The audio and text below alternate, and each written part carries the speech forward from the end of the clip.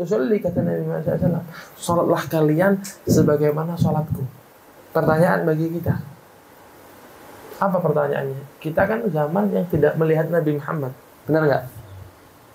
Zamannya Nabi 1400 tahun yang lalu. Kita zaman berapa? Bagaimana cara kita melihat Nabi sholat? Ya, seperti itu kan pertanyaannya. Jawabannya gampang. Kita hanya perlu mencontoh orang yang mencontoh Nabi. Siapa orang yang mencontoh Nabi? Sahabat. Sahabat udah nggak ada. Ya kita perlu mencontoh orang yang mencontoh sahabat. Siapa mereka? Tabi'in. Tabi'in udah nggak ada. Ya kita mencontoh orang yang mencontoh tabi'in. Siapa mereka? Ulama. Itu terakhirnya. Berarti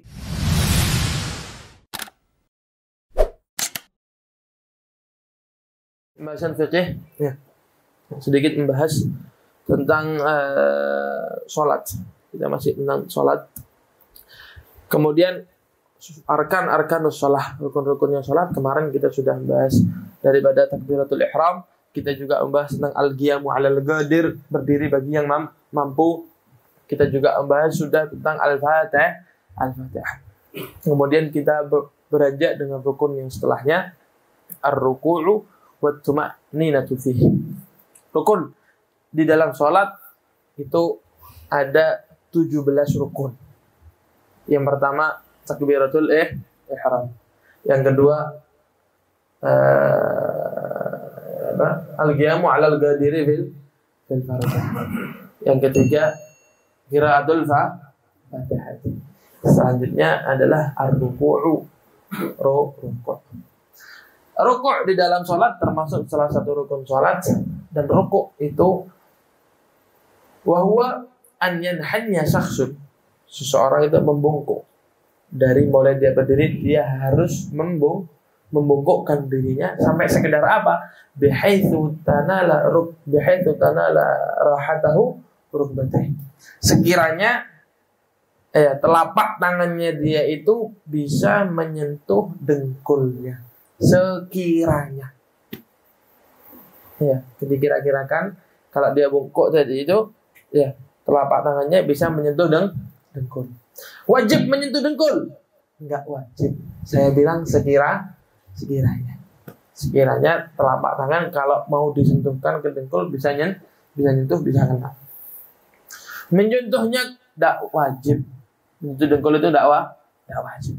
Artinya apa? Artinya kalau dia membungkukkan badannya tapi tangan tersebut tidak bisa nempel ke dengkul, nempel di atas dengkul, berarti rukuknya nggak sah, kurang bungkuk. Pahami ya? Kurang bungkuk. Bungkuk lagi nggak apa-apa? Bungkuk kan? Kalau dia mampu, bungkuk kan? Sudah bisa nyentuh tangannya, dengkulnya, sekiranya, oh bisa, ya udah, itu sah. Itu namanya aghlur rukuk. Paling sedikitnya rukuk seperti itu. Wa akmaluhu, yang paling sempurna bagaimana?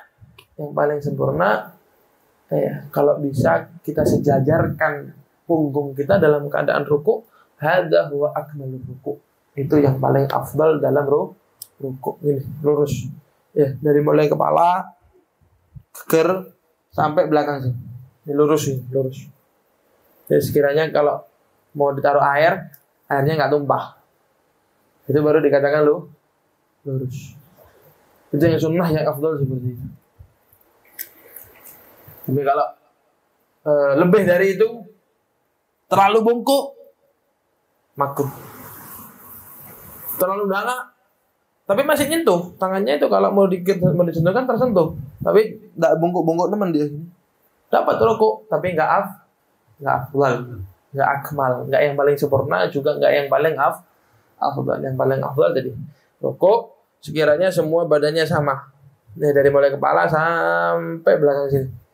Sama, itu baru rukuk yang paling sempurna, yang paling afdal. Kemudian di dalam rukuk tersebut ada kewajiban yang lainnya, namanya at-tuma'ninatu fil rukuk. Harus tuma'ninah. Apa itu tuma'ninah? Berdiam diri sejenak dengan kadar subhanallah, kadar subhanallah aja. Tapi kapan tuma'ninah itu dimulai? Tuma'ninah itu dimulai ketika kita berdiam, itu baru dimulai. Jadi ada orang kok Allah rukuk ya. Ini belum dihitung tuma'ninahnya. Kalau udah diem, baru dihitung tuma'ninahnya. Baru dia pindah. Tapi kalau cuma gini tak deh. Allahu Akbar.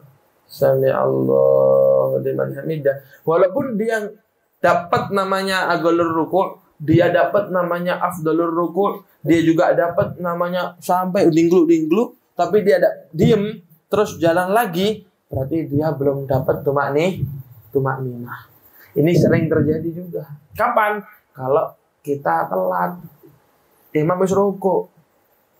Allahu samad lam yalid wa lam yulad wa lam yakul lahu kufuwan ahad. Allahu akbar. Imam rukuk. Kita dari belakang lari. Lari. Allahu akbar. Iku sami'allahu liman hamidah. Sami'allahu langsung ini deh.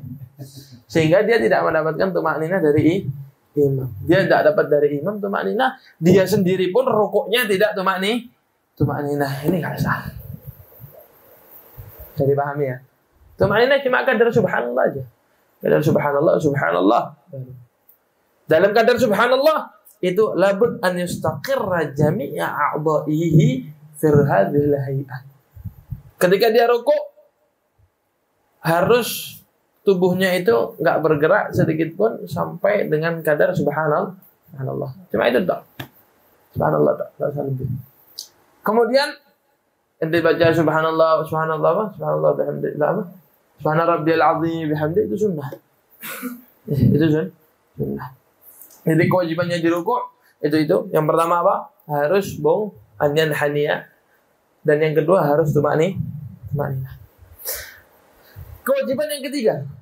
Ini kewajibannya, ada kewajiban. Rukuk tersebut harus memang dilakukan karena sholat. Ya. Anak orang rukuk. Waladzallin amin. Mara rukuk deh. Apa kan rukuk?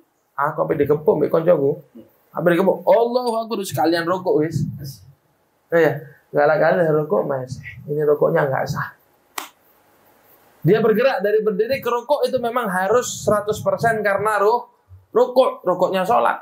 Bukan karena ngelak daripada pukulannya teman-temannya. Ngelak dari pukulan sekalian rukuk wis tak apa-apa. Lah Mas. Itu enggak sah. Terus kalau enggak sah sholatnya batal gitu. Enggak, sholatnya enggak batal. Ulangin aja, berdiri lagi. Setelah berdiri, rukuk lagi baru. Rukuk yang kedua harus memang karena sholat. Itu sah rukuknya. Dipahami ya? Yang ketiga. Syarat yang keempat. Tidak boleh inkhinas. Apa itu inkhinas? Inkhinas itu ya, dada depannya itu dimajukan gini. Ya, bokongnya yang belakang diangkat. Kepalanya ditenggukkan. Itu namanya inkhinas. Itu haram hukumnya. Tidak sah. Hayanya haya rukuk. Cuma nanti kepalanya diangkat, ya, dadanya dimajukan, bokong yang belakang ini diangkat. Itu namanya hayatul inkhinas. Ya, nanti mungkin punggungnya agak bentuk U dikit gitu. Itu haram, tidak boleh. Ya, hati-hati. Ya, tidak semua gerakan itu diperbolehkan dalam sholat. Inkhinas tidak diperbolehkan, haram inkhinas. Ya, ini 4 kewajiban yang harus dilakukan seseorang ketika melakukan rukuk. Ini kewajiban. Sunnahnya apa aja Ustaz? Sunnahnya ada. Sunnahnya yang pertama ketika rukuk bacanya subhana rabbiyal azimi wa bihamd. Subhana rabbiyal azimi bihamdi. Subhana rabbiyal azimi bihamdi. Kalau sudah 3 kali imamnya belum bangun, baca sampai 11 paling banyak. Baca sampai 11. Subhana rabbiyal azim bihamdi. Subhana rabbiyal azim. Subhana rabbiyal azim bihamdi. Imam belum bangun, lanjutin sampai 11. Hadza huwal afdal. Jangan lebih dari 11. 11 paling banyak 11. Lanjutin. Itu sunnah yang pertama. Sunnah yang kedua.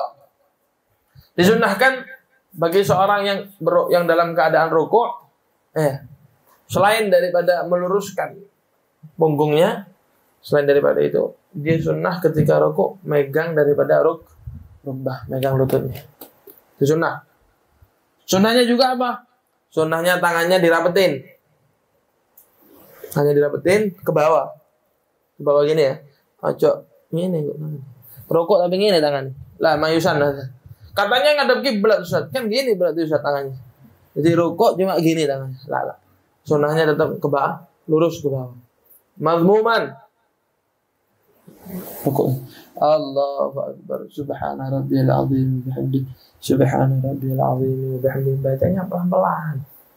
Subhanallah, subhanallah, subhanallah. Apa mau aja bos? Subhanallah, subhanallah, subhanallah. Subhanallah, subhanallah, subhanallah. Subuh azim, subuh azim. Enak. Subhana rabbiyal azim wa bihamdihi, itu yang dibaca. Pokoknya cepat. Bos yang dibaca apa tak peduli. Kayak kemarin nih, zikir subhanallah, sub. Dilan.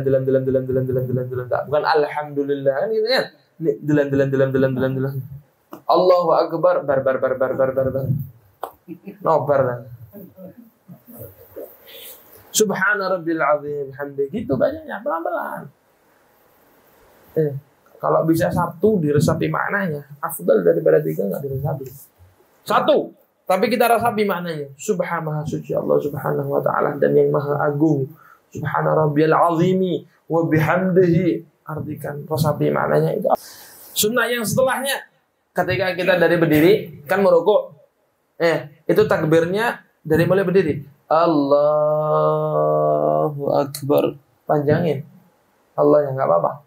Allahu Akbar. Sampai rukuk, benar-benar rukuk baru Akbar. Selesai. Tahwilnya itu sunnah. Ini semua sunnah. Sallu kama ra'aitumuni usolli, kata Nabi Muhammad SAW. Salatlah kalian sebagaimana salatku. Pertanyaan bagi kita. Apa pertanyaannya? Kita kan zaman yang tidak melihat Nabi Muhammad. Benar nggak? Zamannya Nabi 1400 tahun yang lalu. Kita ada zaman berapa? Bagaimana cara kita melihat Nabi sholat?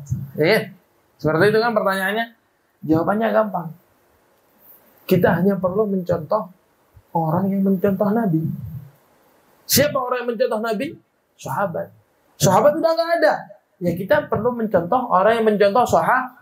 Siapa mereka? Tabi'in. Tabi'in udah nggak ada. Ya kita mencontoh orang yang mencontoh tabi'in. Siapa mereka? Ulama. Itu terakhir. Berarti kita tinggal mencontoh ulama. Karena ulama, salatnya mereka pasti barang sebelumnya dari sebelumnya, terus sampai tabi'in lihat sahabat langsung lihat Nabi Muhammad sallallahu alaihi wasallam. Jadi salat ini bukan sembarangan. Jangan rumah bagus, kehidupan mewah dan lain sebagainya harus istimewa. Pakaian tidak boleh yang merek-merek murah, tapi salat kita salat murahan. Pijitnya yang enak, tapi salatnya abal-abal. Salatnya asal salat. Waliyadzubillah min dzalik. Hati-hati. Kadang kita suka meremehkan perkaranya Allah Subhanahu wa taala. Hati sama Allah, kita bakal diremehkan nanti. Oh fulan, kok gampang terakhir. Hisabnya paling terakhir, hijabnya nanti masuk surganya paling terakhir. Waliyadzubillah min dzalik. Hati-hati. Kemudian sunnah-sunnah selanjutnya daripada sunnah-sunnah rukuk, ini masih membahas tentang sunnah-sunnah rukuk. Ya, belum pindah ke sunnah yang lainnya. Sunnah-sunnah rukuk mata. Itu kita fokuskan tempat sujud. Itu sunnah. Sunnahnya seperti itu. Kita fokuskan maka kita ke tempat sujud. Enggak fokusin delok sikil. Enggak delok sikil sing kanan. Delok sikil sing kiri. Mari sembayang ngopo? Sikilmu kok kayak ngono ya? Lho apa? Sikilku kok ngene kayak ngono kok merah-merah. Kok rukuk? Sarungnya iki apik sarungnya, Pak. Mereke lho. Walaupun mereka elek cuma sarungnya lho. Larang sarung. Delok sing kiri, lu cap-capane sembayang iki. Matanya itu kemana-mana. Apalagi waktu apa? Paling banyak waktu tahiyat. Tahiyatul akhir, at-tahiyatul mubarakatus salawatut, kemana-mana matanya. Mendak khusyuk. Hendaknya yang khusyuk, makanya dikasih satu pandangan tempat sujud, wis itu tak aja kemana-mana. Niscaya khusyuk akan datang. Ya. Kita ini cuma diminta khusyuk dalam salat. Sudah dikasih banyak caranya sama ulama. Apa? Bacanya pakai tartil, bacanya pakai nada, nggak apa-apa supaya khusyuk, ya kan? Supaya khusyuk lagi, pahami maknanya. Supaya khusyuk lagi, jangan banyak gerak. Supaya khusyuk lagi, kasih satu pandangan aja, jangan pandangan-pandangan lain. Supaya khusyuk. Cuma kabeh ini dilewatin. Bahaya. Bahaya. Kemudian yang setelahnya, setelah kita melakukan rukuk dengan tumakninah dan sebagainya, boleh dipanjangkan, boleh rukuk boleh dipanjangkan. Kalau mau doa-doa yang lebih panjang, ada di kitab-kitabnya. Kalau doa-doa yang lebih panjang itu kalau mau sholat sendiri.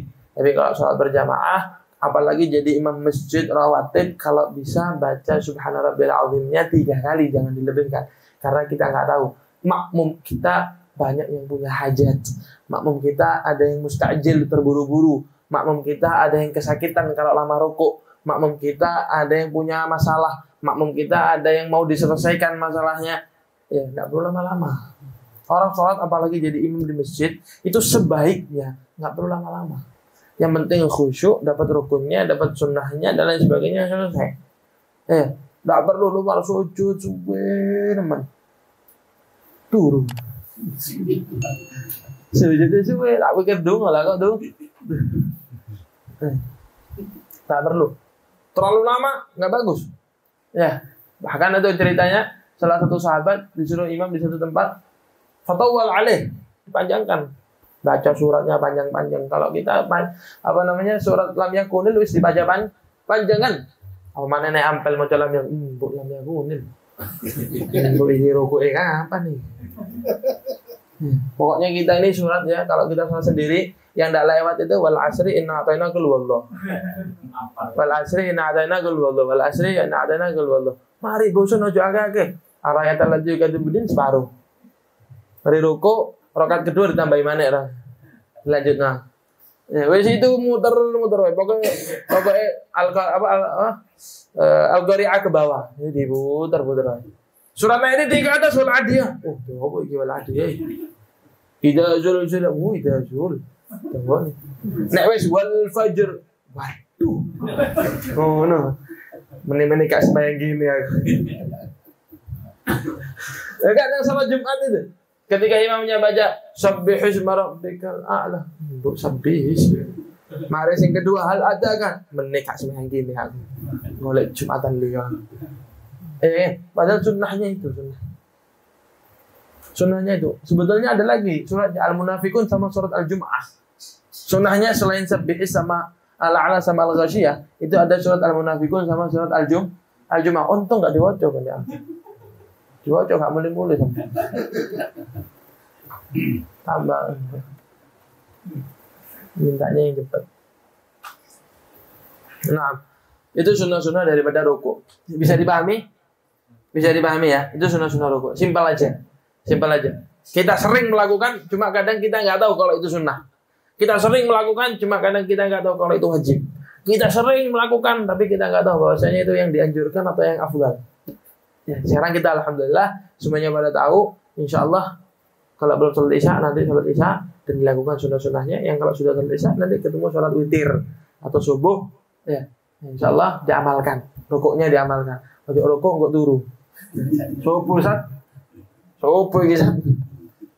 Sujud mana? Sekarang. Kemudian rukun yang setelahnya adalah al-i'tidal. Rukuk sebentar. Masih pembahasan rukuk. Ini rukuknya yang saya sebutkan tadi, ini rukuknya orang yang berdiri. Orang yang sholatnya normal berdiri. Ada orang yang sholatnya duduk, benar kan? Sakit sholatnya duduk. Rukuknya bagaimana? Rukuknya minimal dia rukuknya itu kalau dia duduk biasa ya, normal. Dua bahunya ini sejajar dengan lututnya minimal sejajar. Kalau mau lebih nggak masalah. Minimal sejajar. Macamnya dok. Ini kalau orang yang duduknya tidak masalah, istilahnya dia bisa duduk normal, wajib diluruskan sekiranya bahunya sejajar dengan lututnya. Kalau mau dilebihkan, apa tidak masalah. Afdalnya bagaimana? Afdalnya jabahannya dia sejajar dengan tempat sujudnya dia. Kalau misal sujud di sini, berarti dahinya di sini. Sejajar, itu afdalnya. Bisa dipahami ya? Bisa dipahami. Jadi kalau hanya orang duduk. Tapi tidak bisa Ustaz, itu terlalu nemen. Sebisanya. Bagaimana caranya kamu bagi yang sujud itu harus lebih rendah daripada yang rukuk. Kalau dia nggak bisa sujud normal, nggak bisa sujud normal. Semua sholatnya dilakukan dalam keadaan duduk, maka rukuknya harus lebih tinggi daripada sujud. Rukuknya sekian, berarti sujudnya harus segini. Ya. Kalau dia bisanya segini, ya rukuknya berarti segini. Nggak apa-apa, nggak masalah. Ya. Jangan terlalu dipersulit dan dipaksa, jangan. Sholat sebisanya. La yukallifullahu nafsan illa wus'aha. Yang gampang aja. Nggak tahu caranya, nggak tahu bagaimana teorinya, nggak tahu bagaimana aturan tertibnya dan lain sebagainya, tanya sama orang ahli ilmu. Jangan malu, tanya. Selalu bertanya. Kalau nggak bisa duduk, miring gini dia sholatnya. Rukuknya bagaimana? Rukuknya dengan kepalanya dia. Dia gerakan gini rukuk. Dia jalan, sujud dan lain sebagainya. Kalau terlentang, ini rumah sakit, sholat dalam keadaan terlentang. Kalau dia bisa diangkat dan bisa sholat pakai kepala, wajib rukuknya pakai kepala. Allahu Akbar. Tapi nanti sujudnya harus lebih dalam daripada rukuknya. Rukuk segini berarti sujud lebih dalam. Itu kan sakit dia, kepalanya nggak bisa pakai mata. Pergerakan sujud, duduk, rukuk, tidak semuanya digerakkan pakai mata. Kalau sudah pergerakan pakai mata, maka rukuk sama sujud tidak wajib berbeda. Mau disamakan tidak apa-apa. Rukuknya merem, sujudnya merem, tidak masalah. Tidak harus sujudnya nanti itu merem, berarti rukuknya setengah merem, setengah melek, ya enggak. Enggak marah, kiep-kiep. Oh, tidak bisa Ustaz. Dia sadar, cuma matanya tidak bisa melek, ya matanya melek. Ajrul galba, ajrul arkan bil galib. Sholatnya pakai hati. Jadi dia dihadirkan di hatinya dia rukuk, dihadirkan di hatinya dia nanti ada i'tidal, sujud, duduk di antara dua sujud, rakaat kedua, rakaat ketiga, rakaat keempat, Fatihah, semuanya harus pakai hati. Paham ya? Itu tentang rukuk. Nah, ini cuma sekelumit aja tentang rukuk. Kita bahas sedetail, kita bahas sekelumit mungkin, kita bahas sesingkat mungkin, jelas mungkin, supaya bisa diamalkan. Intinya tuh terakhirnya supaya bisa diamalkan. Kita amalkan, ya. Kalau perlu pulang nanti kasih tahu keluarganya, istrinya, anaknya, saudaranya yang perempuan, yang laki, semuanya kasih tahu. Oh, sholat yang afdal kayak gini. Caranya seperti ini dan seperti ini, begini. Sehingga mereka, ya, jadi yang dapat fadilah bukan hanya kita saja, mereka pun dapat fadilah. Mereka melakukan karena Anda juga dapat fadilahnya, baik Anda melakukan atau tidak.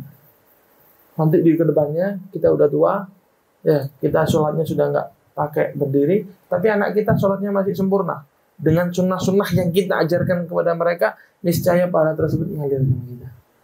Itu faedahnya. Jadi faedahnya kita alhamdulillah yang punya keluarga ilmu itu disebarkan. Makanya orang yang paling bermanfaat, yang paling enak hidupnya di akhirat juga paling enak siapa? Mereka yang ngajari kita baca. Kita bisa baca Al-Quran karena mereka, yaitu mereka yang paling enak. Setiap kita baca, mereka juga dapat pahala. Kita baca bismillah, lu bisa bismillah karena siapa? Karena yang mengajari kita, mereka dapat pahala.